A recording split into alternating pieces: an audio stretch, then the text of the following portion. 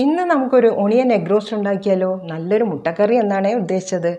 എണ്ണ ചൂടായി വരുമ്പോൾ വലിയൊരു സവാള കനം കുറച്ച് നീളത്തിൽ അരിഞ്ഞതും ഇഞ്ചി വെളുത്തുള്ളി ചതച്ചതും 2 പച്ചമുളകും കൂടി ഇട്ട് കൊടുത്ത് ഒന്ന് വഴന്ന് വരുമ്പോൾ ഒരു തക്കാളി കൂടെ അരിഞ്ഞത് അതിലേക്ക് ചേർത്ത് കൊടുക്കാം. ഇനി പാകത്തിന് ഉപ്പൂടെ ഇട്ട് കൊടുത്ത് ചൂടുവെള്ളം 1/4 കപ്പ് ഒഴിച്ച് മൂടി വെച്ച് നന്നായിട്ടൊന്ന് വേവിച്ചെടുക്കുക. അപ്പോൾ ഉള്ളിയും തക്കാളിയും പച്ചമുളകും ഇഞ്ചിയും വെളുത്തുള്ളിയും എല്ലാം നന്നായിട്ട് വെന്ത് സോഫ്റ്റായിട്ട് വരുമ്പോൾ അതിലേക്ക് മഞ്ഞൾപ്പൊടിയും മുളക് പൊടിയും ഗരം മസാല പൗഡറും കുരുമുളക് പൊടിയും അവസാനമായിട്ട് കുറച്ച് മല്ലിപ്പൊടിയും കൂടെ ഇട്ട് കൊടുത്ത് എല്ലാം കൂടെ നന്നായിട്ട് വഴറ്റി അതിൻ്റെ പച്ചമണം എല്ലാം മാറ്റിയെടുക്കാം. ഇനി ഗ്രേവിക്ക് ആവശ്യമായിട്ടുള്ള ചൂടുവെള്ളം 1/4 കപ്പ് കൂടെ ഒഴിച്ചു കൊടുത്ത് നന്നായിട്ട് ഇളക്കി ഒന്ന് മൂടി വെച്ച് അതൊന്ന് തിളപ്പിച്ച് ഗ്രേവി ഇതുപോലെ കുറുകി തിക്കായിട്ട് വരുമ്പോൾ പുഴുങ്ങി വെച്ച മുട്ട അതിലേക്ക് ഇതുപോലെ വെച്ച് കൊടുക്കണം. ഇനി ആ ഗ്രേവി പതുക്കെ കോരി ആ കോഴിമുട്ടയുടെ മുകളിലേക്ക് ഇതുപോലെ ഒന്ന് ഒഴിച്ചു കൊടുക്കാം.